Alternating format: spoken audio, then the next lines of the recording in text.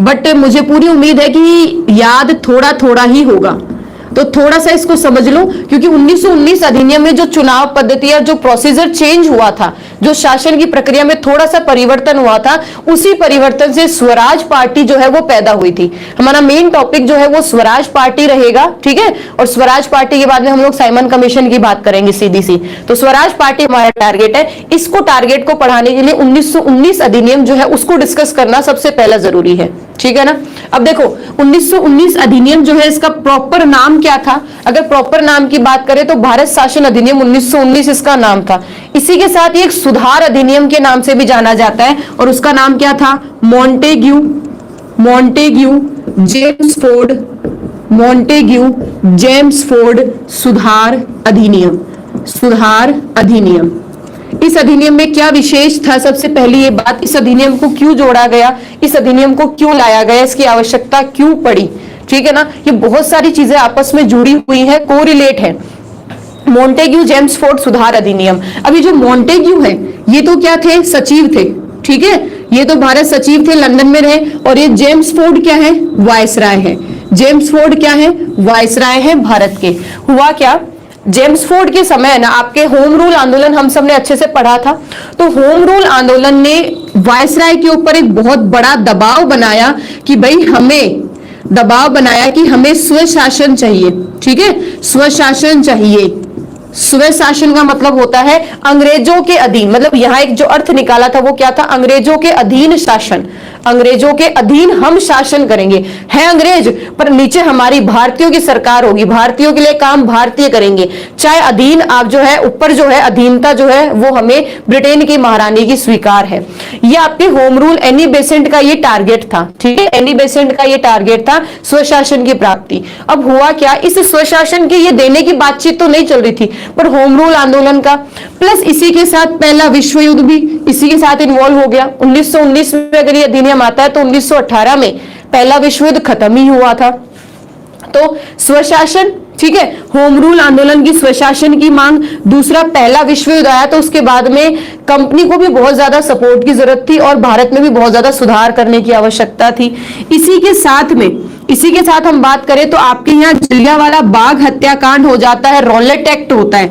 तो इससे क्या होता है, भारत में बहुत ज्यादा अराजकता फैल जाती है, लोग जो है वो बहुत ज्यादा गुस्से में आ जाते हैं। तो इसके गुस्से को देखते हुए आपके यहाँ एक ऐसा अधिनियम लाया जाता है जो दिखने में यह अधिनियम ऐसा लगेगा जैसे कि भारत में स्वशासन की स्पष्ट बात या स्पष्ट व्याख्या की गई हो, परंतु ऐसा वास्तविकता में ऐसा कुछ भी नहीं हुआ था। जितने भी अधिनियम थे वो सारे अधिनियम फूट डालो और राज करो की नीति के आधार के ऊपर बनकर आते थे, ठीक है। अब देखो इस 1919 अधिनियम में क्या हुआ था विशेष। अच्छा, ये मैंने आपको पहले डिस्कस किया है कि आपके यहाँ लगभग हम बात करें तो 20 अगस्त 1917 को आपके मॉन्टेग्यू ने घोषणा की थी संसद में, और बाद में घोषणा की थी कि भाई आपके भारत को जो है वो स्वशासन चाहिए। वो अंग्रेजों के अधीन रहते हुए क्या करेंगे, शासन करना चाहते हैं अपने देश के ऊपर। ये घोषणा की थी। घोषणा करने के बाद में मॉन्टेग्यू भारत आते हैं और भारत आकर उन्होंने जुलाई 1918 में अपनी रिपोर्ट पेश करते हैं, और जुलाई 1918 की रिपोर्ट के आधार पर 1919 अधिनियम जो है उसकी पृष्ठभूमि तैयार की जाती है। 1919 अधिनियम में क्या था, अब सुन लो थोड़ा सा। 1919 अधिनियम में केंद्रीय व्यवस्था में, ठीक है, केंद्र में द्विसदनीय व्यवस्था को शुरू किया गया। केंद्र में द्विसदनीय व्यवस्था को प्रारंभ किया गया। अब दिमाग में ये होना चाहिए कि द्विसदनीय व्यवस्था क्या है। अगर हम बात करें, द्विसदनीय का मतलब होता है ये केंद्र है, ठीक है। तो केंद्र के स्तर पर 2 सदन होंगे। जैसे आज हमारे यहाँ लोकसभा और राज्यसभा है ना, वैसे ही केंद्र के स्तर पे 2 सदन होंगे। एक आप कह सकते हैं उच्च सदन और एक था आपका निम्न सदन। उच्च सदन और निम्न सदन। उस सदन में जैसे कि आज आपकी लोकसभा है, ठीक है ना, लोकसभा राज्यसभा, वैसे ही दोनों सदन थे, उच्च सदन और निम्न सदन। 60 इसमें टोटल मेंबर थे। इसके अंदर जो टोटल मेंबर होंगे वो कितने होंगे, 145 होंगे। 2 सदन बना रहे हैं ये लोग, ठीक है, केंद्र में 2 सदन। अच्छा, इनमें से उच्च सदन का जो कार्यकाल होगा वो होगा 5 वर्ष, और निम्न सदन जो होगा उसका कार्यकाल कितना होगा, 3 वर्ष। इनका टाइम पीरियड अलग अलग था। अच्छा, ये जो 60 सदस्य होंगे ना, इन 60 में से 26 जो होंगे मनोनीत। मनोनीत होने का मतलब ये होंगे अंग्रेज 26, और इनमें से 34 होंगे निर्वाचित। अब निर्वाचित में चाहे अंग्रेज हो चाहे भारतीय हो, क्यों? क्योंकि चुनाव होंगे। बात को समझो, निर्वाचित का मतलब है चुनाव होंगे। चुनाव में अंग्रेज भी हो सकते हैं, ठीक है, भारतीय भी हो सकते हैं, कोई प्रॉब्लम नहीं है इसमें, चुनाव लड़ना है।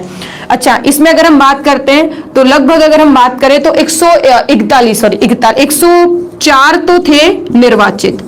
104 सदस्य कैसे होंगे, निर्वाचित, और 41 सदस्य कैसे होंगे, मनोनीत। तो दिमाग में एक पिक्चर क्लियर कर लेना कि जो मनोनीत होंगे वो तो अंग्रेजी होने, परंतु निर्वाचित में अंग्रेज भी हो सकते हैं और भारतीय भी हो सकते हैं। ये निर्वाचन प्रणाली है। आगे चलकर जब स्वराज पार्टी मैं तुम्हें पढ़ाऊंगी तो स्वराज पार्टी जो है उसका निर्माण ही एक ही काम के लिए हुआ था। स्वराज पार्टी चाहती थी चुनाव में भाग लेना। स्वराज पार्टी चाहती थी कि हम केंद्रीय जो विधानसभा है, जो उच्च सदन जो निम्न सदन है, उनमें, ठीक है, उनमें चुनाव के माध्यम से जाएं और इस सदन में शामिल हो और ब्रिटेन की सिस्टम को अंदर से खाली करें। मतलब क्या है, जहां समझना, स्वराज पार्टी जो है उसका मेन मुद्दा इसी से आएगा। अगर 1919 अधिनियम नहीं होता, सुनना ध्यान से, अगर 1919 अधिनियम नहीं होता ना तो आपके यहाँ स्वराज पार्टी नहीं बनती। क्यों नहीं बनती? क्योंकि 1919 अधिनियम के अंदर चुनाव की बात आ गई कि भाई चुनाव, और तो देखो 60 में से 26 मनोनीत है, 34 निर्वाचित होंगे। चुनाव की संख्या देखना, 104 निर्वाचित होंगे। तो यहां एक बात समझ में आ गई कि अगर ब्रिटेन को मजा चखाना है तो चुनाव लड़ो, और चुनाव लड़कर इन्हीं के साथ जाकर बैठो, शामिल हो, और जो ये बिल पारित करते हैं उनको मना कर दो। जो भी इनकी नीतियां हैं उनका पर्दाफाश करो। ये स्वराज पार्टी इसलिए बनी थी क्योंकि 1919 के अधिनियम में चुनाव की व्यवस्था जो है वो शामिल कर ली गई थी, ठीक है। निर्वाचित होंगे सदस्य, जो होंगे वो निर्वाचित होंगे। ये तो थी केंद्र में द्विसदनीय व्यवस्था। तो पहली बात क्लियर। 1919 अधिनियम जो है वो मैंने आपको अच्छे से पॉलिटिकल साइंस में भी पढ़ाया था। यहां एकदम शॉर्ट, एकदम सिंपल वे में रिवीजन कर रहे हैं हम लोग, जिससे मैं इतना मानती हूं कि क्वेश्चन तो बन जाएगा इससे भी। अच्छा, प्रांतों में द्वैत शासन, प्रांतों में क्या हो गया, द्वैत शासन प्रारंभ। प्रांतों में क्या कर दिया, द्वैत शासन प्रारंभ कर दिया, ठीक है ना। अब अगर क्वेश्चंस हैं तो मैं आपको फिर कहती हूँ क्वेश्चंस लास्ट में, क्वेश्चंस जो है वो लास्ट में पूछ लेना, अभी केवल सुन लो। प्रांतों में द्वैत शासन का मतलब यहाँ क्या होता है, प्रांतों में जो शासन होगा, प्रांतों में जो शासन होगा, जैसे हम देखते हैं ना आज संघ सूची, राज्य सूची, संवर्ती सूची है, काम को बांट दिया है ना बेटा, ठीक है ना, काम को बांट दिया, वैसे ही यहां भी काम को बांट दिया, ठीक है। जैसे काम को अभी बांट रखा है राज्य सूची आपके, वैसे ही क्या किया, प्रांत के स्तर पर मतलब राज्य के स्तर पर शासन कैसे होगा, 2 हिस्सों में बांट दिया। एक कहलाया आरक्षित विषय, जैसे राज्य सूची है ना वैसे एक संघ सूची है, वैसे है एक आरक्षित विषय, और एक कहलाया हस्तांतरित विषय। एक क्या कहलाया, हस्तांतरित विषय। देखो बेटा, मैं इतना कहकर नहीं छोड़ रही हूं क्लास को कि द्विसदनीय व्यवस्था थी। द्विसदन में कौन कौन से सदन थे, क्या उनका काम था, कितने निर्वाचित थे, ये भी आपको थोड़ा बहुत पता होना चाहिए। द्वैत शासन, डायरार्की सिस्टम भी इसको कहते हैं। द्वैत शासन में क्या था, काम करने के लिए 2 व्यक्ति होंगे। देखो 2 सदन, 2 घर होंगे, ये तो द्विसदन हो गया। और द्वैत शासन का मतलब हो गया एक घर में काम करने वाले 2 तरह के व्यक्ति होंगे, एक घर में काम का बंटवारा होगा, वो क्या है, द्वैत शासन, और 2 घर बट जाएंगे, ये है द्विसदन, ठीक है। तो आरक्षित जो विषय थे वो तो थे मनोनीत मंत्रियों के पास में, वो तो किसके पास थे, मनोनीत मंत्रियों के पास में, और हस्तांतरित जो विषय थे वो थे निर्वाचित भारतीयों के पास में। बात को समझो। अब इसमें आप कहोगे मैडम क्या फर्क पड़ता है, देखो जो महत्वपूर्ण विषय थे ना, वित्त है, सेना है, ठीक है ना, जो महत्वपूर्ण विषय थे वो सारे के सारे कहां थे, आरक्षित थे, और वो सारे के सारे किसके हाथ में थे, अंग्रेजों के हाथ में थे वो विषय, ठीक है। ये मनोनीत मंत्री किसके थे, अंग्रेजों के थे।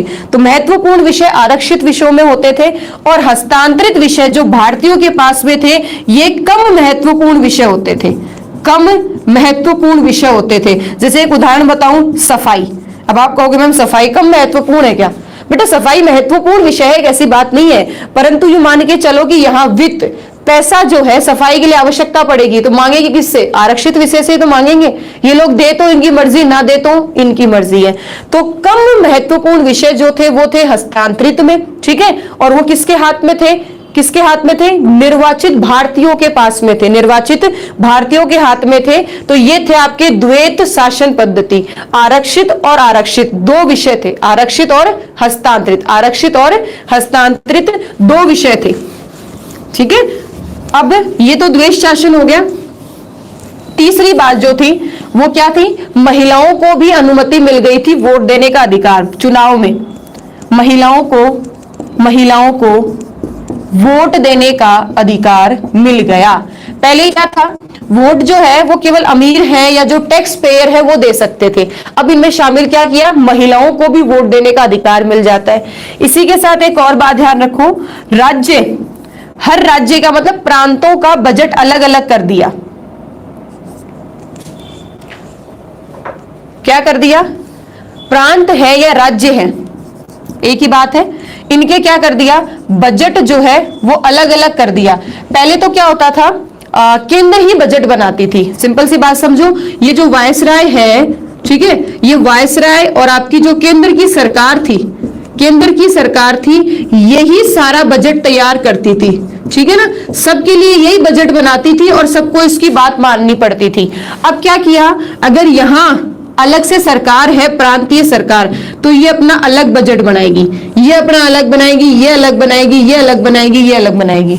यूं समझो जैसे अभी सरकार है तो केंद्र में बजट बनता है और केंद्र के बजट के बाद में हर राज्य जो है वो अपना अलग अलग बजट बना सकता है। तो प्रत्येक जो राज्य है, प्रांत है, वो क्या कर सकते हैं? अपना अलग अलग बजट बना सकते हैं। अब देखो आपने यहाँ 1919 अधिनियम में मैंने तुम्हें पढ़ाया था, मुसलमानों को सांप्रदायिक निर्वाचन, मतलब पृथक मुस्लिम सांप्रदायिक निर्वाचन जो है वो 1919 में दिया गया। सांप्रदायिक निर्वाचन 1919 में शुरू किया गया, ठीक है। वैसे ही यहां भी सांप्रदायिक निर्वाचन की बात आती है, यहां भी क्या आती है? सांप्रदायिक निर्वाचन की बात आती है कि सांप्रदायिक निर्वाचन में जो सिख हैं, जो ईसाई हैं, जो आंग्ल भारतीय हैं, ठीक है, एंग्लो इंडियन, तो ये लोग भी क्या कर सकते हैं? इनको भी अलग से सांप्रदायिक निर्वाचन का अधिकार मिला। जैसे कि मैंने तुम्हें बताया था कि अगर मान लो ये 5 सीटें, ये 5 सीटें जो हैं ये मुस्लिम है, मुस्लिम सीटें हैं, मतलब इन सीटों पर निर्वाचन भी मुस्लिम, चुनाव लड़ेगा भी मुस्लिम और वोट भी मुसलमान ही देंगे। वैसे मान लो ये 2 सीटें जो हैं वो रख दी सिख के लिए, एक उदाहरण बता रही हूं मैं केवल। तो ये जो 2 सीटें हैं ना, इन दोनों सीटों पर बैठेगा, चुनाव भी सिख ही लड़ेगा और इनको वोट भी सिख ही देंगे, इनको वोट भी कौन देंगे? सिख ही देंगे। तो बात समझ गए यहाँ पे? तो यहां सांप्रदायिक जो निर्वाचन है उसका और विस्तार किया। सोचो, सांप्रदायिक निर्वाचन को खत्म करना चाहिए, निर्वाचन को क्या करना चाहिए? खत्म करना चाहिए, परंतु फूट डालो और राज करो। जितना ज्यादा इनका बंटवारा होगा उतना ही अंग्रेज जो है वो शासन आसानी से कर पाएंगे। तो सांप्रदायिक निर्वाचन दिया 1909 ने, परंतु सांप्रदायिक निर्वाचन का विस्तार किसने किया है? मुझे ये बताओ। सांप्रदायिक निर्वाचन दिया 1919 अधिनियम के द्वारा, परंतु उसी सांप्रदायिक निर्वाचन का विस्तार किया गया 1919 अधिनियम द्वारा। क्वेश्चंस में बेटा इतना छोटा सा ही डिफरेंस होता है, ठीक है ना, इतना छोटा सा डिफरेंस होता है और हमारा पूरा क्वेश्चन ऑप्शन जो है, आंसर है, वो पूरा का पूरा बदल जाता है। एग्जाम में कभी देखो सांप्रदायिक निर्वाचन सबसे पहले या सांप्रदायिक निर्वाचन की शुरुआत किसने की है? शुरुआत किसने की? 1919 अधिनियम के द्वारा की गई। वहीं थोड़ा सा आगे क्वेश्चन बन जाए ये कि सांप्रदायिक निर्वाचन जो है उसका विस्तार जो है वो किसने किया? तो सांप्रदायिक निर्वाचन का विस्तार जो है 1919 अधिनियम ने किया। यह विस्तृत सांप्रदायिक निर्वाचन कहां, किस अधिनियम के द्वारा देखने को मिलता है? तो विस्तृत, ठीक है, बहुत बड़ा जो है वो विस्तृत सांप्रदायिक निर्वाचन 1919 के अधिनियम में देखने को मिलता है। चलो अगली एक और बात सुनो, वायसराय की कार्यकारिणी परिषद। अब बच्चे कहते हैं मैडम ये क्या है? तो एक थोड़ा सा गवर्नमेंट का स्ट्रक्चर समझो कि अंग्रेज कैसे काम करते थे। तो देखो होता क्या था, स्ट्रक्चर को अगर हम बात करते हैं, इसको मिटा दूं मैं, गवर्नमेंट काम कैसे करती थी, देखो सुनो, एक तरफ तो क्या है, इस तरह काम चलता था भाई, एक तरफ तो ये वायसराय है, हालांकि ये महत्वपूर्ण है, ये महत्वपूर्ण है। फिर इनसे नीचे आते थे आपकी केंद्र सरकार, क्या आती थी, एक तरह से केंद्र सरकार, और उस केंद्र सरकार में आपके पास एक सदन तो था उच्च और एक सदन था निम्न, ठीक है। अब देखो वायसराय यहां सबसे बड़ा है, वायसराय जो है वो सबसे बड़ा है, प्रमुख है, और वायसराय से काम करने, मतलब वायसराय के साथ काम करने वाले या इनकी काम में मदद करने वाले क्या है, इनकी कार्यकारिणी परिषद होगी। क्या होगी, इनकी कार्यकारिणी परिषद होगी। एक तो इसमें ये खुद होते हैं, ठीक है, और 8 इसमें मेंबर थे। अब 1919 अधिनियम के द्वारा इस 8 में से एक भारतीय होगा, ये कहा गया, परंतु 1919 में यह कहा गया कि वायसराय की कार्यकारिणी परिषद में 3 भारतीय होंगे। क्या कहा, अब क्या कहा, पहले तो 1919 में तो कहा एक होगा, अब 1919 में क्या कहा, 1909 में तो कहा एक होगा, और 1919 में कहा कितने होंगे, 3 होंगे। जो इसके गवर्नमेंट वायसराय की कार्यकारिणी परिषद में कमांडर एंड चीफ जो था ना, वो भारतीय नहीं होगा, उसके अलावा मतलब इन 8 में से एक कमांडर इन चीफ हुआ करता था, वो व्यक्ति भारतीय कभी नहीं होगा। इसके अलावा जो है, यूं मान के चलो इनमें से एक को छोड़ दो कमांडर इन चीफ को, 7 में से 3 जो है वो भारतीय होंगे। यहां बात क्लियर हो गई। तो वायसराय की कार्यकारिणी परिषद में अब कितने भारतीय होंगे, 3 भारतीय होंगे।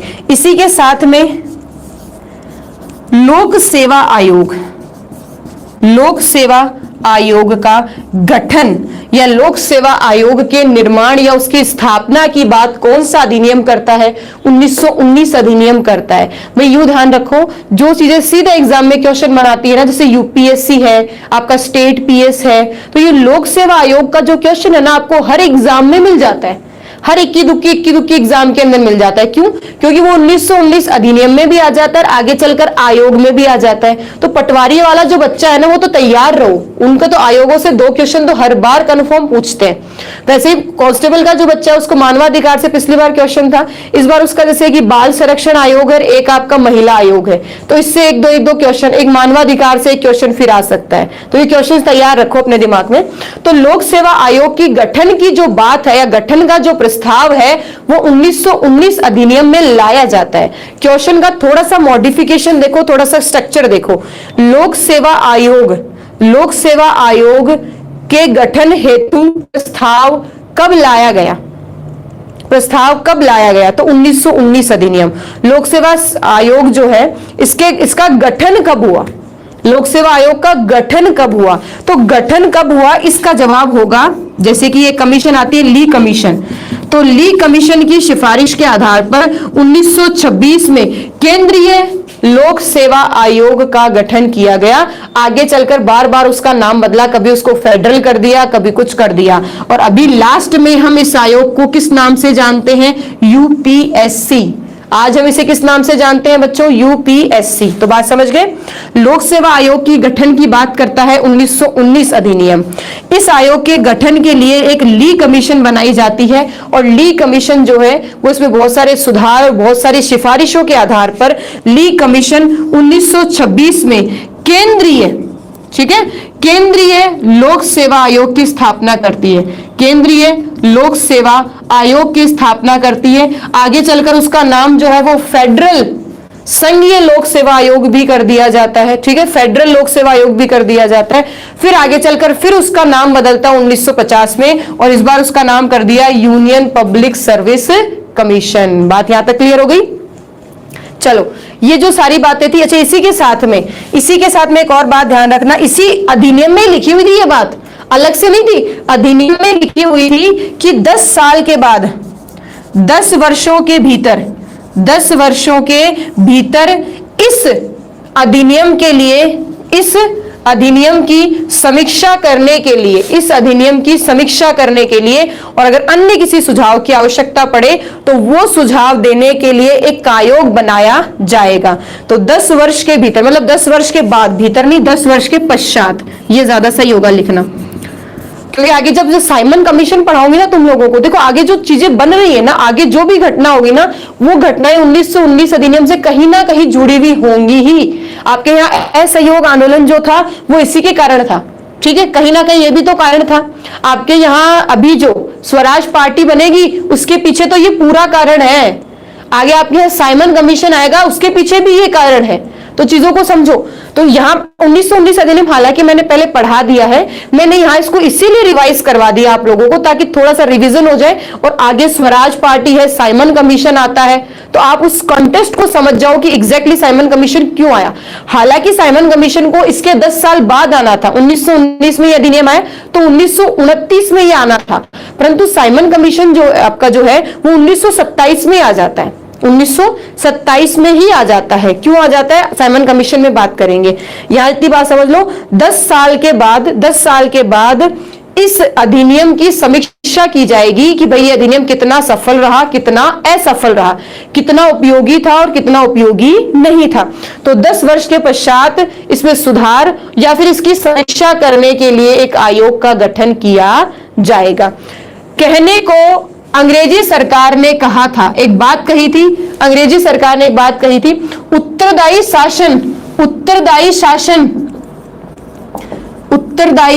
शासन की स्पष्ट व्याख्या की गई है। उत्तरदायी, हालांकि ऐसा कुछ नहीं था, ये गवर्नमेंट ने जो बात कही थी मैं उसी को कह रही हूं, ठीक है ना, गवर्नमेंट ने जो कही थी मैं उसी बात को कह रही हूं।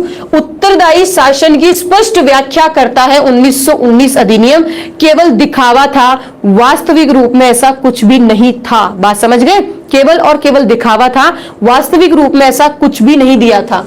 तो उत्तरदायी शासन की स्पष्ट व्याख्या 1919 अधिनियम करता है, पर ऐसा नहीं था। यह बात ध्यान रख लेना, कभी एग्जाम में क्वेश्चन देखने को मिल जाए उत्तरदायी शासन व्यवस्था को स्थापित करने के लिए कौन सा अधिनियम लाया गया था, तो उत्तरदायी शासन को स्थापित करने के लिए 1919 अधिनियम लाया गया था। एनी बेसेंट जो है वो किस अधिनियम से संतुष्ट हो गई थी? 1919 अधिनियम से। होम रूल आंदोलन का परिणाम क्या था? 1919 अधिनियम। बात समझ गए? 1919 अधिनियम जो है वो स्वशासन या उत्तरदायी जो सरकार है या उत्तरदायी जो शासन है, उसकी मांग, उत्तरदायी शासन की मांग जो है वो किस आंदोलन से लेता है? तो वो है होम रूल आंदोलन। तो बहुत सारी चीजें ऐसी जुड़ी हुई होती हैं, हमें बिल्कुल नहीं पता चलता एग्जाम में क्वेश्चन कहां से आ गया। बात समझे? तो ये 1919 अधिनियम था, ये यहीं तक कंप्लीट होता है। अब हम स्वराज पार्टी शुरू करेंगे। स्क्रीनशॉट लेना है ले सकते हो। क्या कह रहे हैं? बिल्कुल बिल्कुल, जो बच्चे बीच में विश कर रहे हैं उन सबको भी बिल्कुल हैप्पी टीचर्स डे।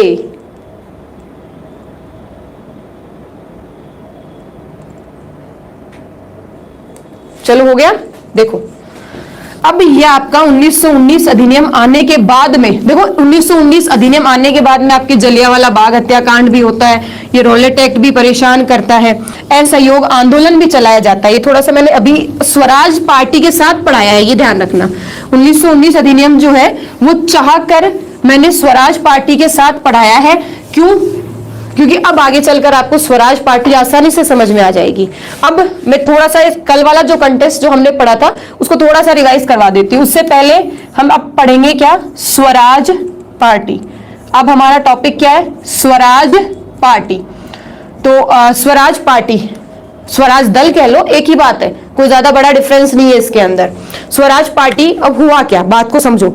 1919 अधिनियम आता है, जलियांवाला बाग हत्याकांड होता है, रॉलेट एक्ट आता है, चलो रॉलेट एक्ट आता है, दो आपके जो पंजाब है, ठीक है ना, उसका रॉलेट एक्ट आता है। तो रॉलेट एक्ट को लेकर हम 6 अप्रैल को महात्मा गांधी एक बहुत बड़ा सत्याग्रह करने वाले होते हैं। 6 अप्रैल को, ठीक है, 6 अप्रैल को बहुत बड़ा सत्याग्रह करने वाले होते हैं। अब सत्याग्रह होने से मतलब वो 6 अप्रैल से पहले क्या होता है, पंजाब में और दिल्ली में सत्याग्रह बहुत ज्यादा शुरू हो, मतलब पहले से लोग हिंसक गतिविधियां और सत्याग्रह को शुरू कर देते हैं रॉलेट एक्ट के खिलाफ। उसी दौरान क्या होता है, पंजाब के अंदर आपके जो एक सतपाल और किचलू करके 2 नेता थे, उनको गिरफ्तार कर लिया। गिरफ्तार करने के बाद में वहां हिंसक गतिविधियां ज्यादा बढ़ गई पंजाब में, अमृतसर में। तो उसे नियंत्रित करने के लिए गवर्नमेंट ने 13 तारीख को कर्फ्यू, मार्शल लॉ लगा दिया। अब उस 13 तारीख में बैसाखी का वो दिन था, उत्सव था, मेला था, पशुओं का मेला लगा था और बहुत सा मेला लगा था, और उसी के साथ एक बाग के अंदर छोटी सी मीटिंग भी होनी थी कि भाई उन नेताओं को कैसे छुड़वाया जाए। तो फिर जलियांवाला बाग हत्याकांड हुआ, ठीक है, जिसमें बहुत सारे हमारे हजारों लोग मारे गए। फिर उसके बाद में जलियांवाला बाग हत्याकांड होने के बाद में उधर खिलाफत आंदोलन में गांधी जी प्रवेश करते हैं, और इसी के साथ में जो है वो असहयोग आंदोलन शुरू होता है 1920 के अंदर। तो बात को समझना, स्वराज पार्टी कैसे पैदा हो रही है मैं इसकी बात करूंगी। तो आपके यहां हुआ क्या, असहयोग जो है वो शुरू करते हैं हम 1920 में, ठीक है, 1920 में असहयोग आंदोलन शुरू करते हैं। असहयोग आंदोलन चल ही रहा था, असहयोग आंदोलन चल ही रहा था कि कुछ ऐसा गठित हुआ जो हमने सोचा भी नहीं। हालांकि बहुत छोटी सी घटना थी, घटना छोटी सी मान लो, परंतु उसमें व्यक्ति मरे थे, हिंसक गतिविधियां हुई थी। कारण मैं काफी अच्छा कल की क्लास में बता चुकी हूं। 5 फरवरी 1922 को होती है आपकी चोरी चोरा हत्याकांड, ठीक है। अब ये कांड हो जाता है जिसमें 22 अंग्रेजी जो पुलिस कर्मी होते हैं वो मारे जाते हैं, और इस गतिविधि को या इसको कारण आधार मानते हुए 12 फरवरी को 1922 में महात्मा गांधी जो है वो असहयोग आंदोलन वापस ले लेते हैं कि भाई बिल्कुल असहयोग आंदोलन जो है उसको शांति प्रिय हिंसात्मक गतिविधियों के साथ नहीं करना था, शांति प्रिय तरीके से करना था। ये हिंसा हुई है, इसलिए इस हिंसा को आधार मानते हुए मैं असहयोग आंदोलन जो है वो वापस लेता हूं, ठीक है, वापस ले लिया जाता है। और वापस लेने के बाद बहुत सारे लोगों ने इस चीज की बड़ी निंदा करी कि गलत है, वापस नहीं लेना चाहिए, और बहुत सारे लोग जो है वो महात्मा गांधी के साथ भी जुड़े हुए थे कि बिल्कुल सही किया महात्मा गांधी ने वापस लेकर, ठीक है। बहुत सारे पक्ष में भी थे, बहुत सारे क्या थे, विपक्ष में भी थे। तो वैसे ही आपके यहाँ 10 मार्च 1922 को देखो ये घटना चल ही रही है, लोगों के अंदर विचारधाराएं उभर रही है कि महात्मा गांधी के खिलाफ हो गए थे लोग।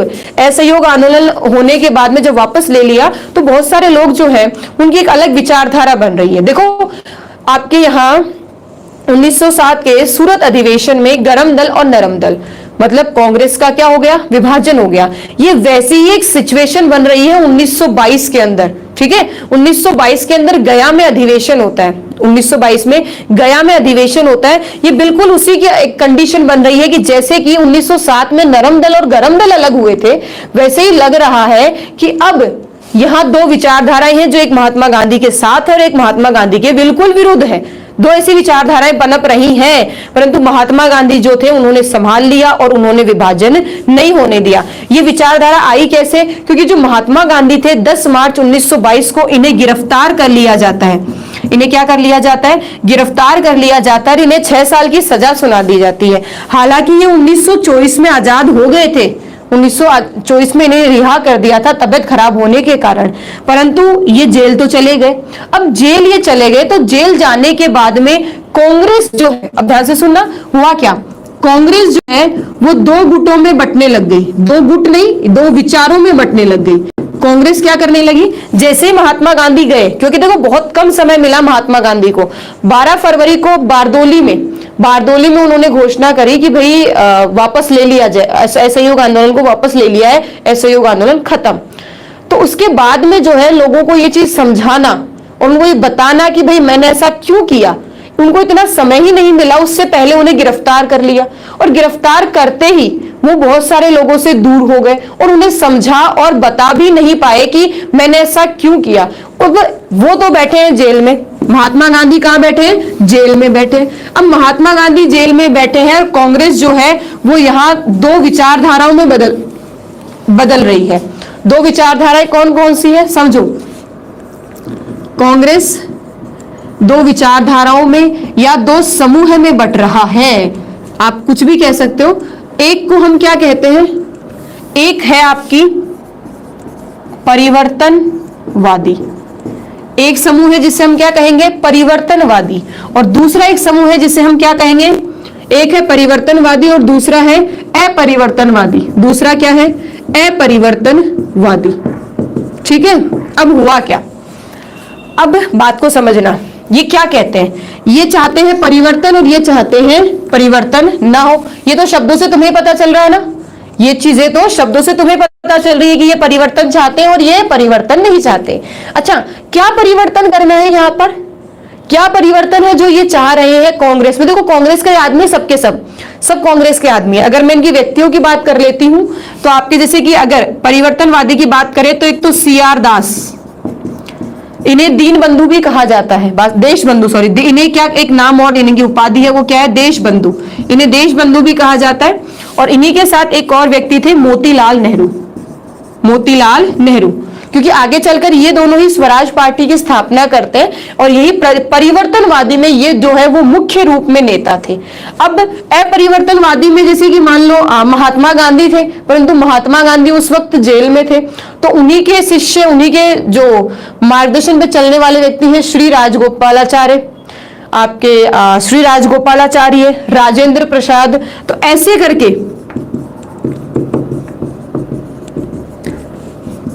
राजेंद्र प्रसाद, ऐसे करके बहुत सारे जो व्यक्ति थे वो किसके साथ खड़े थे, वो किसके साथ खड़े थे, अपरिवर्तनवादी के साथ खड़े थे।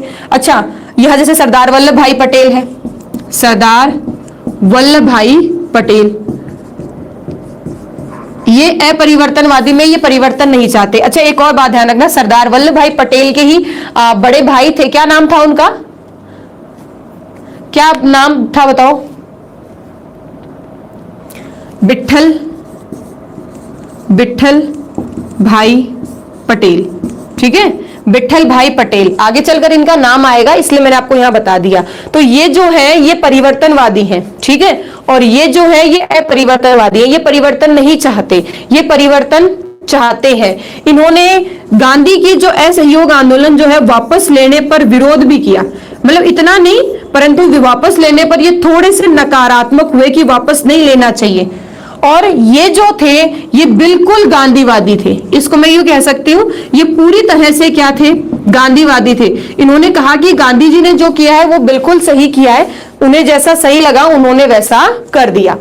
अच्छा, ये क्या चाहते थे, इनका उद्देश्य क्या था, ये क्या चाहते थे, क्या परिवर्तन चाहते थे, इनका उद्देश्य क्या था, ये चाहते थे केजरीवाल बनना। अब कोई बुरा मत मान जाना, कोई है तो बुरा मत मान जाना, मैं इस बात को एक सही तरीके से समझाती हूं। अन्ना हजारे, ठीक है, एक तरह से उन्हें महात्मा गांधी के रूप में देखो, ये आपके सामने घटित हुई है घटना, इसलिए आप इस चीज को बहुत अच्छे से समझ सकते हो। कैसे, अन्ना हजारे, उन्होंने लोकपाल बिल को लेकर अनशन किया दिल्ली में और वो सक्सेसफुल भी रहे काफी हद तक। उनके साथ खड़े थे केजरीवाल, वो भी बिल्कुल इसके पक्ष में थे कि भ्रष्टाचार नहीं होना चाहिए, जो बहुत सारी गतिविधियां सरकार कर रही है, शोषण कर रही है, वो गलत है। तो अन्ना हजारे के साथ में खड़े थे केजरीवाल, तो वैसे ही समझो महात्मा गांधी के साथ खड़े थे CR दास, ये साथ खड़े थे। परंतु जो अन्ना हजारे जो थे, जैसे ही उन्हें लोकपाल के लिए सफलता मिली तो वो शांत हो गए। और केजरीवाल जो है उन्होंने भी, अन्ना हजारे के पास में भी ऑप्शन आए थे बहुत सारी पार्टियों के कि आप हमारे साथ जुड़ जाओ, आप हमारे साथ जुड़ जाओ, आप हमारे साथ जुड़ जाओ, पर अन्ना हजारे ने कहा भी मुझे किसी पार्टी से मतलब नहीं है, मुझे तो जनता का भला करना है और बिना मैं पार्टी में, बिना चुनाव लड़े में भी मैं जनता का भला कर सकता हूं।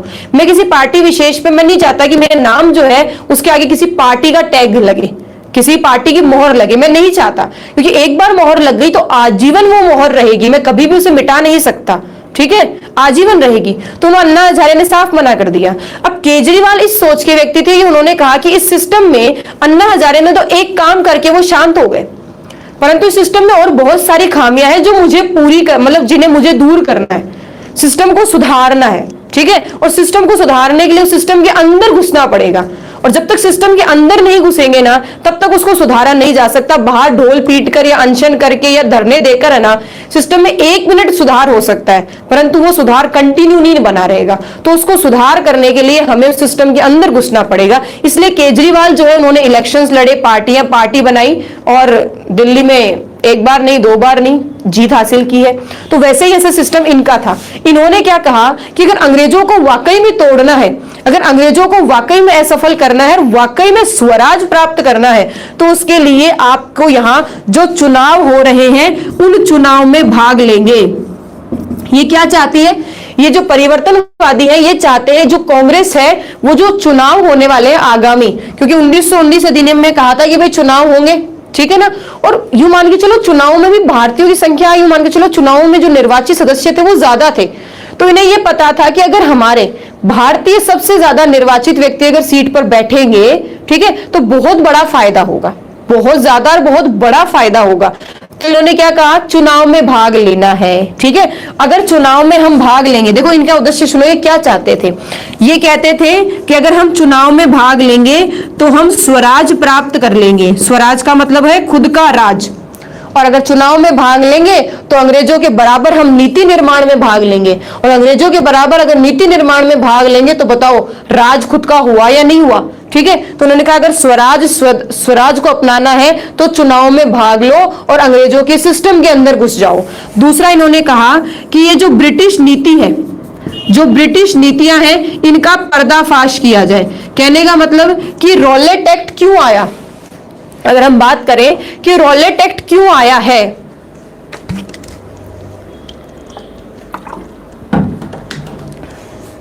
रॉलेट एक्ट क्यों आया, क्योंकि रॉलेट एक्ट आने के लिए जो सरकार, जिस रॉलेट एक्ट को जिस सरकार ने पारित किया ना, उस सरकार में भारतीय नहीं थे।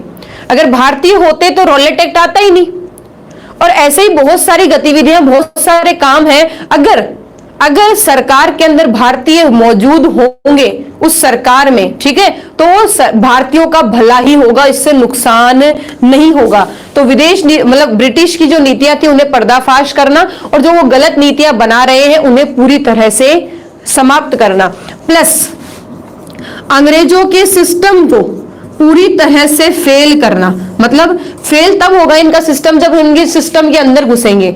ये चाहते थे कि हम सिस्टम में घुसकर असहयोग करें। ये क्या चाहते थे, हम सिस्टम में घुसकर असहयोग करें। अगर कोई भी ऐसी नीति या योजना या कोई भी कानून लाया जा रहा है जिसमें जनता का भला नहीं है, उस कानून को हम बिल्कुल साफ मना कर देंगे कि नहीं होगा, हम पारित ही नहीं होने देंगे उस कानून को, तो जनता का नुकसान होगा ही नहीं। तो इनकी रणनीति बहुत अच्छी थी, इनकी प्लानिंग बहुत अच्छी थी। तो ये मान के चलो कि जैसे आज केजरीवाल अन्ना हजारे का जो सीन हुआ था ना, वैसा सा कुछ सीन होने जा रहा है आज यहाँ पर इस क्लास में। अब CR दास, आपके मोतीलाल नेहरू, विट्ठल भाई पटेल, ये तीनों चाहते हैं कि अब जो आगे होने वाले चुनाव हैं उन चुनाव में भाग लिया जाए। चुनाव में भाग लेकर अंग्रेजों के घर में घुस के, मतलब उनके सिस्टम में घुसकर उनको बर्बाद करना है, ये उनका उद्देश्य है। अब अपरिवर्तनवादी जो है, कि महात्मा गांधी भी साथ में तो थे भाई, जेल में होने से क्या होता है भाई, बाहर जो भी घटित हो रहा है महात्मा गांधी को पता चलता था, और जेल से महात्मा गांधी जो है वो बातचीत बाहर भी हो रही है उनकी भाई, जैसा सिस्टम आज चलता है वैसे पहले भी तो चलता ही था। तो ये जो थे, इनका उद्देश्य क्या था, इनका उद्देश्य क्या था, इनका उद्देश्य ये था, पहला चुनावों का बहिष्कार किया जाए। ये क्या करना चाहते थे, ये चुनाव का बहिष्कार करना चाहते थे।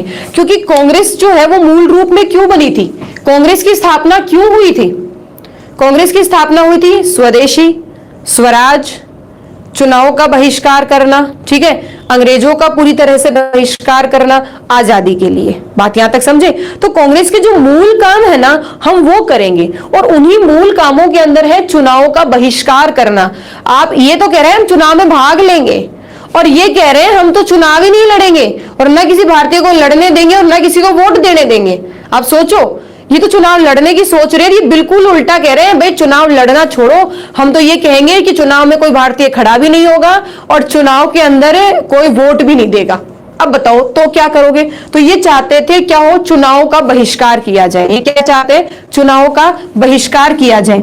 इन्होंने कहा भाई चुनाव का बहिष्कार क्यों किया जाए, क्यों, तो क्यों के पीछे दो कारण थे। पहला कारण यह था कि अगर हम चुनाव लड़ेंगे तो हम राष्ट्रीय आंदोलन के जो उद्देश्य है या राष्ट्रीय आंदोलन से हम पिछड़ जाएंगे, राष्ट्रीय आंदोलन के उद्देश्यों पर काम नहीं करेंगे, हम फिर चुनाव में राजनीति में घुस जाएंगे। और राजनीति का क्या भरोसा कि ये तुम्हें लालच नहीं दे, क्या भरोसा, ठीक है। और आज तो सिस्टम आया 1919 अधिनियम के द्वारा कि भाई साहब चुनाव होंगे, कल 1900 फिर मान लो अधिनियम दूसरा ले आया जिसमें चुनाव पद्धति हटा दी। अब चुनाव सिस्टम हट गया तो तुम भी हट गए, और चुनाव सिस्टम हटा तुम हटे, तो मुझे बताओ राष्ट्रीय आंदोलन को आधा अधूरा छोड़कर तुमने चुनाव लड़ा और आगे चलकर तुम फिर वापस वही करोगे, तो राष्ट्रीय आंदोलन जो है वो पिछड़ जाएगा। इसी के साथ इन्होंने एक और बात कही, महात्मा गांधी ने कहा चलो वो तो ठीक है चुनाव की बात तो, परंतु मुझे ये बताओ चुनाव कौन नहीं लड़ना चाहेगा, चुनाव सब लड़ना चाहेंगे ना। अब चुनाव सब लड़ना चाहेंगे तो सबकी लड़ाई किससे होगी? टिकट्स के लिए होगी। किसके लिए होगी? टिकट के लिए लड़ेंगे। तो टिकट के लिए भाई दो भाई हैं, वो आपस में एक टिकट के लिए लड़ेंगे, तो ये कहां के न्याय हुआ? तो बोले चुनाव में भाग नहीं लिया जाएगा। जो कांग्रेस के मूल काम थे, जो मूल उद्देश्य थे, हम उन्हीं को फॉलो करेंगे, चुनाव में भाग नहीं लेंगे। तो ये सारी बात चुपचाप जो है ये सीआर दास जी है वो चुपचाप सुन रहे थे, ठीक है। तो सीआर दास ने छोटी सी एक बात कही कि बोला चलो हम मान लिया कि कांग्रेस चुनाव में भाग नहीं लेगी, पर इसका क्या प्रॉमिस, इसका क्या कमिटमेंट है कि बाकी लोग भाग नहीं लेंगे? भाई कांग्रेस नहीं तो मुस्लिम लीग भाग लेगी, SC ST के लिए जो लोग काम कर रहे हैं वो भाग लेंगे, और भी जो छोटी छोटी पार्टियां बनी हुई हैं क्षेत्रीय स्तर पर, ठीक है, छोटी छोटी पार्टियां बनी हुई हैं वो पार्टियां भाग लेंगी। उनको थोड़े ना भाग लेने से रोक पाओगे आप।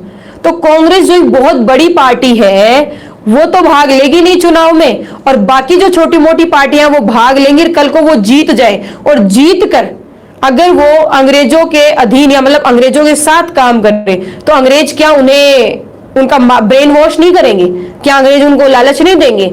तो इससे अच्छा है ना कि कांग्रेस जो है ना वो खुद आकर चुनाव लड़े, चुनाव में शामिल हो, और चुनाव में शामिल होने के बाद में सिस्टम को अंदर से सुधार करने की कोशिश करें। अब यहाँ क्या होता है, यहाँ गांधी भी तैयार नहीं होते हैं स्टार्टिंग में। बात को सुनना, स्टार्टिंग के अंदर गांधी भी तैयार नहीं होते। वो भी कहते नहीं बेटा चुनाव नहीं लड़ना है, चुनाव के आफत में मत फंसो, मत फंसो। साफ मना कर दिया जाता है। ये कह रहे चुनाव नहीं करना, ये चाहते हैं चुनाव में भाग लेंगे। ये कह रहे नहीं लेना, ये कह रहे लेंगे। इनकी आपस में दो विचारधाराएं चल रही हैं। साफ दिख रहा है गांधी को कि जो अब कांग्रेस है ना वो फिर दो हिस्सों में बटेगी।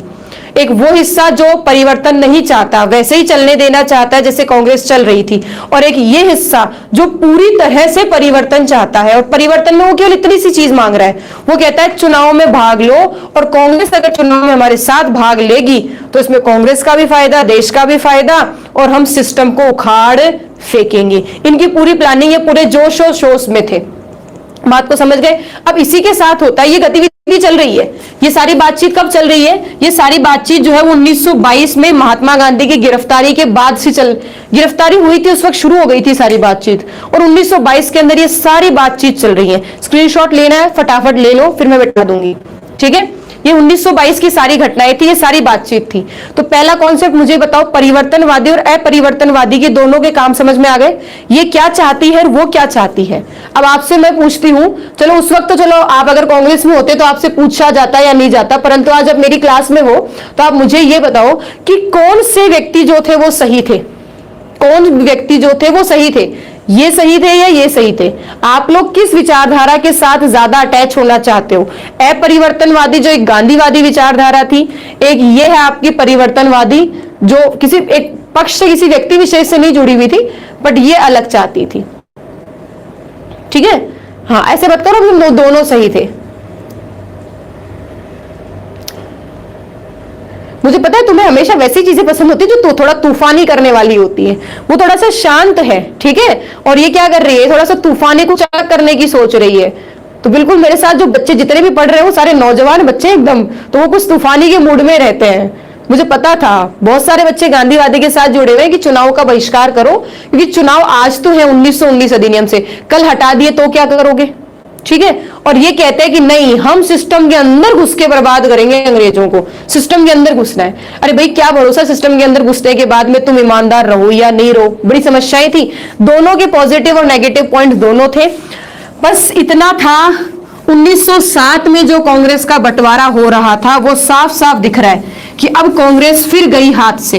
अब इस बार कांग्रेस फिर जो है वो एक साथ नहीं होगी। कांग्रेस बड़ी मुश्किल से एक साथ इकट्ठा हुई थी, अब कांग्रेस में फिर बंटवारा होगा, ये साफ साफ दिख रहा है। और दिखा कैसे समझो, दिसंबर 1922 के अंदर कांग्रेस का अधिवेशन होता है गया में, ठीक है। कांग्रेस का अधिवेशन कहां होता है? गया में। गया में अधिवेशन होता है। अध्यक्षता कौन करता है? अध्यक्षता कौन कर रहा है? CR दास। अध्यक्षता कौन करेगा? CR दास। CR दास जो है वो किससे जुड़े हुए हैं बताओ मुझे, अभी बताया मैंने तुम्हें। CR दास किस विचारधारा पर है? बोलो फटाफट बोलो, किस CR दास किस विचारधारा पर है?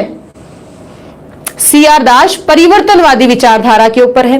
और सी आर दास जो है वो इस अधिवेशन में ये कहते हैं कि वर्तमान में जो परिस्थितियां बदली हैं कि महात्मा गांधी जेल में है और 1919 का अधिनियम आ गया, उसमें चुनाव होने वाले हैं, तो ये चाहते हैं कि बदलती हुई परिस्थितियों में कांग्रेस जो है या कांग्रेस के जो प्रतिनिधि होंगे वो अलग अलग क्षेत्रों से चुनाव में भाग ले।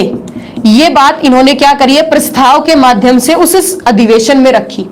अब हुआ क्या, हुआ ये कि जो व्यक्ति इनके साथ जुड़ा हुआ था, जो व्यक्ति इनके साथ जुड़ा हुआ था वो तो इस प्रस्ताव पर सहमत था, परंतु अधिकांश कांग्रेस जो थी वो इस प्रस्ताव पर सहमत नहीं हुई कि हम ऐसा नहीं करेंगे, हम ऐसा नहीं करेंगे। तो सी आर दास जो है उन्होंने ये प्रस्ताव रखा के अंदर होते हैं। तो ये दिसंबर का बिल्कुल एंडिंग था और उन्होंने सी आर दास ने कहा कि भाई बदलती हुई परिस्थितियों को ध्यान में रखते हुए 1919 जो अधिनियम आया है उसके माध्यम से भारतीय चुनाव लड़ेंगे और बहुत बड़े पैमाने पर चुनाव होंगे और उन चुनावों में जीत हासिल करके हम अंग्रेजों के सिस्टम को पूरा हिलाकर रख देंगे। ठीक है, उस सिस्टम के अंदर घुस के। इस प्रस्ताव के ऊपर वही वाली बात है, नेहरू है, सी आर दास है, मोतीलाल नेहरू है, सी आर दास है, विट्ठल भाई पटेल है, ये तो साथ में है, परंतु बहुत सारे व्यक्ति जिन्होंने विरोध किया और बोले कांग्रेस जो है वो ऐसा कुछ नहीं करेगी। इसी में होता क्या है, जनवरी में जब इस बात को नकार दिया जाता है कि अब ऐसा हम कुछ नहीं करेंगे, तो जनवरी में क्या होता है, सी आर दास और मोतीलाल नेहरू जो है ना, वो मोतीलाल नेहरू ये कांग्रेस को क्या दे देते हैं, त्याग पत्र। ये कांग्रेस से क्या दे देते हैं, त्याग पत्र दे देते हैं। अब कांग्रेस से त्यागपत्र इन्होंने तो दे दिया, परंतु कांग्रेस जो है वो इस त्यागपत्र को स्वीकार करे या नहीं करे ये कांग्रेस की मर्जी है। अगर त्यागपत्र स्वीकार नहीं किया गया तो इनकी सदस्यता बनी रहेगी, और अगर त्यागपत्र स्वीकार कर लेते हैं तो इनकी सदस्यता समाप्त हो जाती है। सी आर दास एम मोतीलाल नेहरू जो है वो क्या कह रहे हैं, यहां पर बात समझना, त्यागपत्र दे दिया। उन्होंने कहा कि भाई अगर हम कुछ भी घटे, अब कुछ भी हम करेंगे तो कांग्रेस से अलग होकर ही करेंगे। ठीक है, यहां समझ में आ रहा है महात्मा गांधी को कि गड़बड़ बहुत बड़ी हो गई। तो आगे चलकर क्या होता है, महात्मा गांधी इसकी अनुमति दे देते हैं। आगे मैं आपको बताऊंगी, महात्मा गांधी जो है वो इनके साथ हो जाते हैं, महात्मा गांधी इनके साथ जुड़ जाते हैं और 1923 के अंदर जो अधिवेशन होता है उस अधिवेशन के अंदर इनके चुनाव की जो मांग थी उसे स्वीकार भी कर लिया जाता है। पर ध्यान से सुनना, कैसे, किन शर्तों पर चुनाव की बातें स्वीकार होंगी। इन्होंने एक सिंपल सी बात कही, महात्मा गांधी ने इसकी सहमति दे दी। महात्मा गांधी ने कहा चलो ठीक है, कोई दिक्कत नहीं है, जो कांग्रेस में जो चुनाव लड़ना चाहता है वो पक्ष चुनाव लड़ सकता है। किसके माध्यम से, स्वराज पार्टी के माध्यम से, क्योंकि स्वराज पार्टी जो है एक अलग पार्टी नहीं है, स्वराज पार्टी कांग्रेस की ही एक पार्टी है। क्या कहा, स्वराज पार्टी जो है अलग पार्टी नहीं है, वो कांग्रेस की ही एक पार्टी है। तो उन्होंने कहा सहमति है, जो चुनाव लड़ना चाहते हैं वो स्वराज पार्टी से कांग्रेस के साथ खड़े हैं, कांग्रेस साथ खड़ी है, ठीक है, और स्वराज पार्टी के नाम से आप चुनाव लड़ सकते हो। और जो चुनाव नहीं लड़ना चाहता, जो चुनाव नहीं लड़ना चाहता वो कांग्रेस के मूल उद्देश्यों पर, कार्यों पर काम कर सकता है। जो चुनाव लड़ना चाहता है स्वराज पार्टी के साथ खड़े होकर चुनाव लड़ लो, कांग्रेस भी आपके साथ खड़ी है। और जो चुनाव नहीं लड़ना चाहता वो मूल रूप में जो कांग्रेस काम कर रही है उन कामों में, जो रचनात्मक कार्य करी थी ना, शराब छुड़वाना, आपकी राष्ट्रीय शिक्षा पर बल देना, स्वदेशी की विचारधाराओं को सब लोगों के बीच में प्रसारित करना, तो ये सारे काम जो है वो कांग्रेस कंटिन्यू, ये कांग्रेस तो निचले स्तर पर लोगों को जागरूक करना, काम करना वो कर रही है। और ये जो है ये कांग्रेस का ही है एक, ठीक है, कांग्रेस का एक छोटा सा मान के चलो बच्चा है जिसका नाम है स्वराज पार्टी, तो ये कांग्रेस का ही है। ये क्या कर रहा है, ये चुनाव में भाग लेगा, ये क्या करेगा, चुनाव लड़ेगा। अब बात समझना, तो ये तो मैंने आपको आगे की बात बता दी कि आगे क्या हुआ। यहां फिर से एक बात को समझो, जनवरी 1922 में ये लोग देते हैं इस्तीफा, ठीक है, जनवरी 1922 में इस्तीफा देते हैं और मार्च 1922 में, मार्च के 1922 में ये स्वराज पार्टी, देखो ध्यान से सुनना, यही दोनों व्यक्ति संस्थापक हैं, यही दोनों व्यक्ति क्या हैं, संस्थापक हैं। तो स्वराज पार्टी की स्थापना कर ली जाती है। अब एग्जाम में क्वेश्चन, स्वराज पार्टी का ओरिजिनल नाम क्या था, बात को समझना, स्वराज पार्टी का यहाँ गठन हुआ है, तो स्वराज पार्टी का पूरा नाम क्या था, ध्यान से सुनना, कांग्रेस खिलाफत स्वराज, कांग्रेस खिलाफत स्वराज पार्टी। मतलब सीआर दास और मोतीलाल नेहरू को भी ये बात पता थी कि कांग्रेस से अलग होकर हम कोई विशेष जीत हासिल नहीं कर सकते, कांग्रेस को हमें साथ लेना ही पड़ेगा, कांग्रेस को हमें साथ लेना ही पड़ेगा। अगर कांग्रेस से अलग होकर या कांग्रेस से विभाजित होकर काम करेंगे तो जैसे नरम दल गरम दल ने कुछ हासिल नहीं किया, वैसे हम भी कुछ हासिल नहीं करेंगे, क्योंकि व्यक्ति इतिहास से बहुत कुछ सीखता है, ये हमेशा ध्यान रखो। तो इन्होंने ये बात पता थी, तो सीआर दास ने कहा कि बेटा हम कांग्रेस से त्यागपत्र तो हमने दे दिए, पर त्यागपत्र उनके एक्सेप्ट नहीं हुए थे। बोले कि अब क्या करें, तो उन्होंने कहा कि एक काम करते हैं, जो पार्टी बनाएंगे ना उस पर आगे कांग्रेस का नाम लगा देंगे, ताकि कांग्रेस जो है वो चाहे नाम से, पहले स्टार्टिंग में नाम के साथ जुड़ी हुई थी, बाद में कांग्रेस इसके साथ पूरी तरह से जुड़ गई थी। तो कहा कि हम एक काम करते हैं, नाम ऐसा देंगे ताकि अंग्रेजों को ये न लगे कि कांग्रेस फिर से विभाजित हो गई, और अगर अंग्रेजों को ये पता चला कि कांग्रेस फिर से विभाजित हो गई तो आगे चलकर हमें वो पूरी तरह से परेशान करेगी वापस। तो उन्होंने क्या किया, उसका नाम रखा है, नाम देखो ये ओरिजिनल नाम है, आगे चलकर ये भविष्य में केवल स्वराज पार्टी के नाम से फेमस हुई थी, स्वराज पार्टी के नाम से फेमस हुई थी, परंतु उसका पूरा नाम क्या था, कांग्रेस खिलाफत स्वराज पार्टी। आप आगे चलकर ये इस तरह फेमस हुई थी कि कांग्रेस का वो हिस्सा, कांग्रेस का ये वो हिस्सा है जो, कांग्रेस का ये वो हिस्सा है जो चुनाव में भाग लेता है, ठीक है, जो ब्रिटेन के सिस्टम के अंदर, ब्रिटेन के सिस्टम में प्रवेश करता है। ये वो हिस्सा, एक तो वो हिस्सा जो सिस्टम के अंदर प्रवेश करता है, एक वो हिस्सा जो सिस्टम में प्रवेश नहीं करता, वो सिस्टम से बाहर रहकर काम करता है, ठीक है।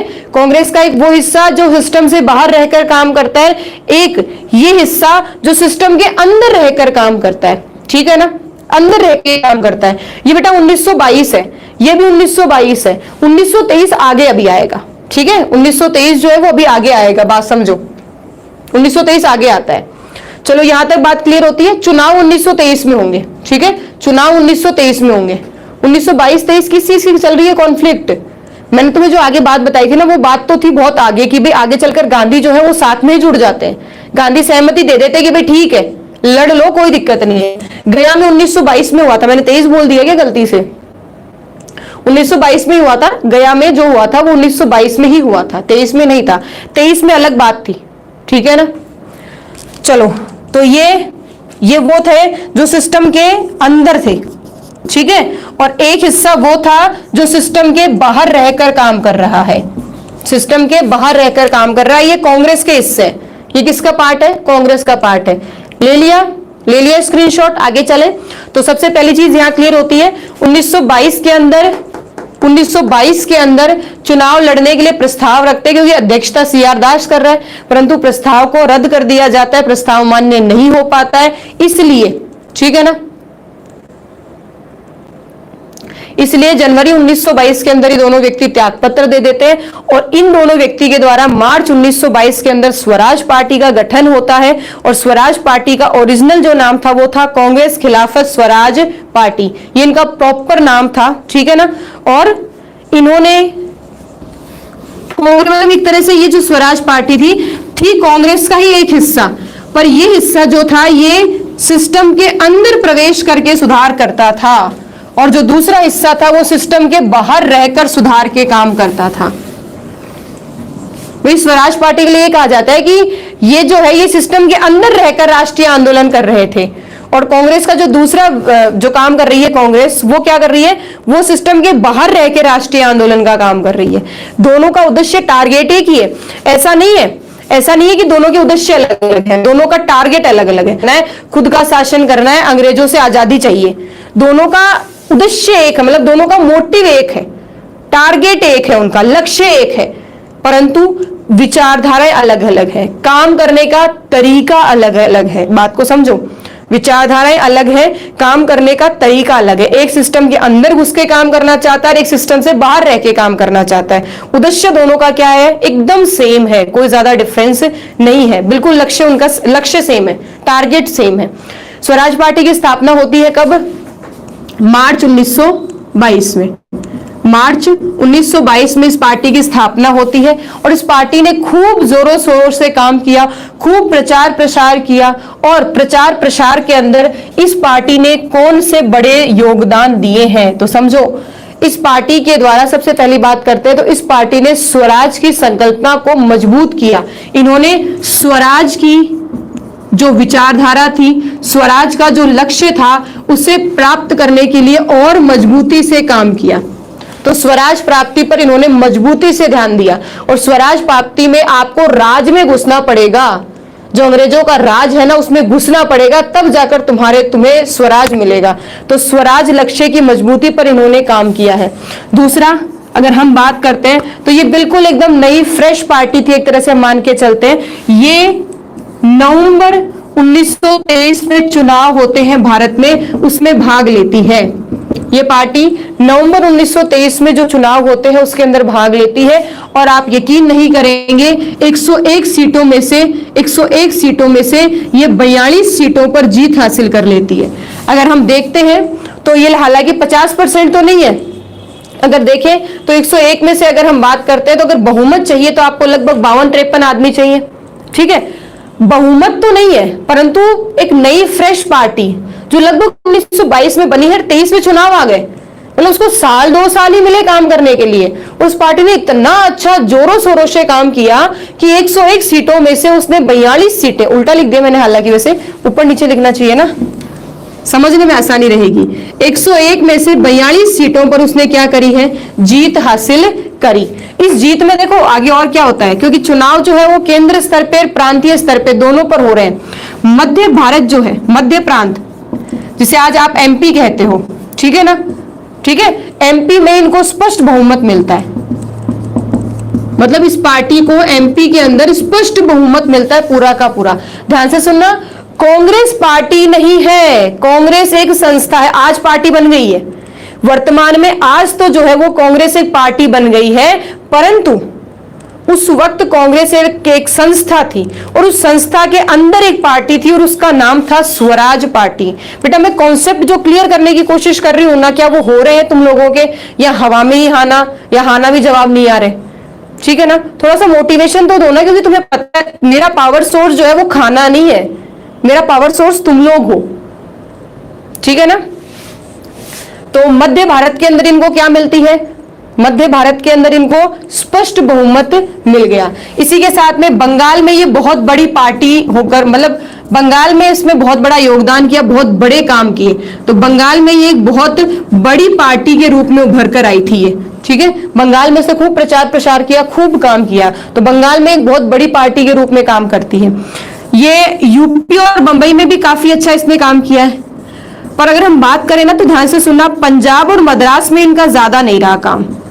मद्रास तो पूरा अंग्रेज प्रभावित था, तो हम लोग काम ही नहीं कर पाए पूरी तरह से। तो पंजाब और मद्रास वाला जो क्षेत्र था ना, पंजाब और मद्रास वाला जो एरिया था, उसमें इनको ज्यादा अच्छा काम नहीं कर पाए, बहुमत वगैरह, सीटें वगैरह नहीं मिली। पंजाब, मुंबई, यूपी मतलब संयुक्त प्रांत था उस वक्त, अब नाम यूपी है। यूपी और बंबई मतलब महाराष्ट्र गुजरात वाला जो एरिया है ना, उसका नाम है बंबई। महाराष्ट्र और गुजरात का, यूपी मतलब संयुक्त प्रांत, इसमें अच्छा काम किया। बंगाल में तो ये पार्टी बहुत बड़ी पार्टी बन गई थी बंगाल के अंदर तो। और मध्य भारत में इनको क्या मिला था, बहुत बड़ा मतलब स्पष्ट बहुमत मिला था। अच्छा, अगली एक और बात देखो, 1925 में केंद्रीय सभा के अध्यक्ष कौन बने हैं? केंद्रीय सभा, केंद्रीय सभा मतलब आपके यहां जो केंद्र में सदन था ना, केंद्र के एक सदन का नाम क्या था? केंद्रीय सभा। ठीक है, हमने बात की थी ना, 2 सदन होंगे, 2 सदन होंगे। तो जैसे लोकसभा थी वैसे क्या थी, जैसे आज लोकसभा है, पहले क्या हुआ करती थी? केंद्रीय सभा। तो अगर एग्जाम में क्वेश्चन देखो लोकसभा का, हालांकि उस वक्त लोकसभा नाम नहीं था, नाम केंद्रीय सभा था, तो सबसे पहला स्पीकर, अध्यक्ष कौन बनता है? तो केंद्रीय सभा का अध्यक्ष कौन बना, बताओ मुझे, 2 जवाब फटाफट कमेंट करो, कौन बना था? केंद्रीय सभा जो है, केंद्रीय सभा का सदन जो है, केंद्रीय सभा जो लोकसभा के बराबर है, उसका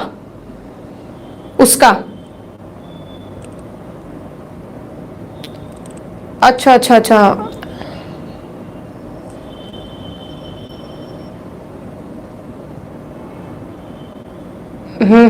थोड़ा सा, ठीक है, अब मुझे याद आ गया मैंने क्या मिस्टेक की थी। ये 1923 है, घनश्याम ने सही याद दिलाया। दिसंबर में, बिल्कुल ये बात थी, दिसंबर 1922 में ये मैंने 22 ही वापस लिख दिया था। दिसंबर 1922 में प्रस्ताव रखते हैं, जनवरी 1923 के अंदर ये त्याग पत्र देते हैं और मार्च 1923 में इसकी स्थापना होती है। ये अगले साल चला था, मैंने अगले साल नहीं लिखा उसको, अब ध्यान आ गया क्या गड़बड़ करिए, ठीक है। ये ध्यान रखना 1923 है, वो मार्च 1923 है। थोड़ा सा मैंने उसे 1922 ही कवर अप कर लिया था, ठीक है ना। पहले बता देते, मैंने ध्यान नहीं दिया था उस चीज के ऊपर, मैंने ध्यान नहीं दिया। तो ये क्या था 1922-23, अच्छा उसीलिए आप 22-23 कर रहे थे, मेरे दिमाग से निकल गया। 1922 में वो अधिवेशन होता है और 1923 के अंदर, ठीक है, 1923 में जनवरी में वो त्याग पत्र देते हैं और फिर मार्च 1923 के अंदर स्वराज पार्टी की स्थापना होती है। अच्छा, सूर्य प्रताप गढ़ी कब से लिख रहे थे? अरे मैंने कमेंट देखे नहीं, तो मैंने कमेंट देखे नहीं थे और कमेंट में फिर एक जगह पढ़ा भी था ना मैंने 1922-23, तो फिर उतना ही देखा, मुझे लगा आप गया का अधिवेशन पूछ रहे हो, तो गया वाला तो 1922 में ही हुआ था। अब अचानक जैसे घनश्याम ने लिखा ना, तब दिखाई दिया कि मैम त्याग पत्र दिया और फिर उसके बाद में उन्होंने जब बनाया तब 1922 ही कैसे हुआ, तब मुझे ध्यान पड़ गया मैंने क्या किया, ठीक है ना। चलो कोई बात नहीं, इतनी तो मैं आपसे उम्मीद करती हूँ कि इतने समझदार तो आप लोग हो, ठीक है ना। मेरी छोटी छोटी जो चीजें हैं उनको आप बिल्कुल इग्नोर मत करा करो, बता दिया करो, ठीक है। मैं अब समझ गई तुम लोग क्यों लिख रहे थे ठीक है, मुझे अब समझ में आ गया क्यों लिख रहे थे। बहुत सारे कमेंट्स भी आ रहे थे, मैंने गौर नहीं किया था, अब गौर कर लिया, ठीक है ना, कोई बात नहीं है, गलती अब सुधर गई।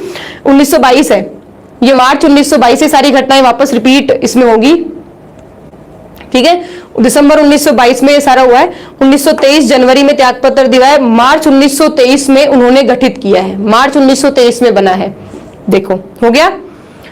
चलो ये सारी बातचीत हो गई। अब ये बताओ अध्यक्ष कौन बना था? अभी कुछ बच्चे जवाब दे रहे थे ना, अध्यक्ष कौन बना है? विट्ठल भाई पटेल। कौन बने हैं? विट्ठल भाई पटेल। तो केंद्रीय सभा जो जैसे लोकसभा है वैसे ही केंद्रीय सभा थी, तो केंद्रीय सभा के अध्यक्ष कौन बने हैं? विट्ठल भाई पटेल, ठीक है। विट्ठल भाई पटेल जो है वो अध्यक्ष बनते हैं। बात यहां तक क्लियर होती है? ये सारी चीजें हो रही हैं। इसके बाद में कांग्रेस एक तरह से स्वराज पार्टी जो है वो महात्मा गांधी की अनुमति मिलने के बाद में कांग्रेस के साथ ही जुड़ जाती है, कांग्रेस का एक हिस्सा बन जाती है। अच्छा, ये चीजें समझ में आ गई। अब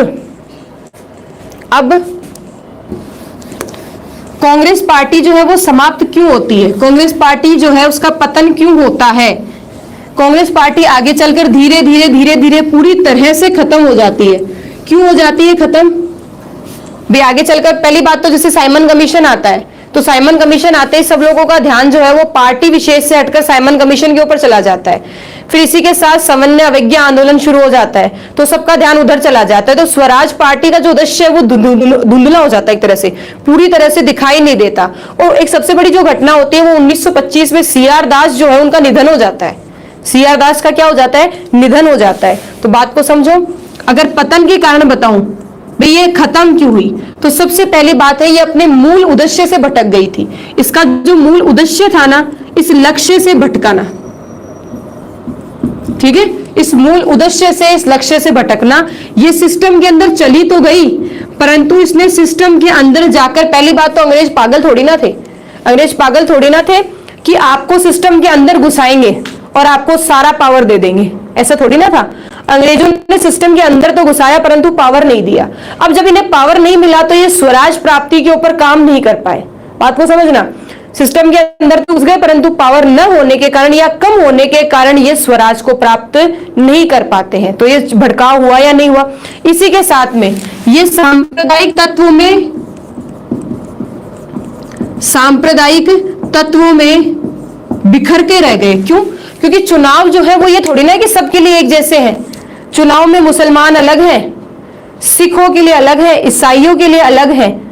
अब स्वराज पार्टी जो है वो सिख संप्रदाय या सिख सीट पर अपना व्यक्ति बिठाए, फिर ईसाई संप्रदाय तो ईसाई संप्रदाय के लिए अपना व्यक्तित्व ढूंढे, फिर कुछ सीटें जो सामान्य थी उन पर सामान्य पर अपना व्यक्तित्व ढूंढे। तो यहाँ क्या हुआ? स्वराज पार्टी सांप्रदायिक तत्वों में उलझ के रह गई। और इसी के जात से सबसे बड़ी घटना हुई थी, वो तीसरी जो सबसे बड़ी घटना थी, पतन का जो ये कारण था, वो था 1925 में CR दास का निधन। 1925 में CR दास का निधन, 1925 में सी आर दास का क्या हुआ, निधन हो गया। 1925 में सी आर दास का निधन हो जाता है और इसी के साथ फिर कुछ समय बाद, लगभग 2 साल बाद 1927 में साइमन कमीशन आ जाता है और साइमन कमीशन आते ही पूरे भारतीयों का ध्यान साइमन कमीशन पे चला जाता है। ठीक है, पूरा ध्यान जो है वो साइमन कमीशन पे चला जाता है। इसी के बाद में साइमन कमीशन के लिए जैसे ही हम सारी चीजें करते हैं वैसे ही सवर्ण अवज्ञा आंदोलन शुरू हो जाता है। तो स्वराज पार्टी जो है वो इसी के साथ में धीरे धीरे खत्म हो जाती है। बात समझ में आ गई? बात यहां तक क्लियर होती है?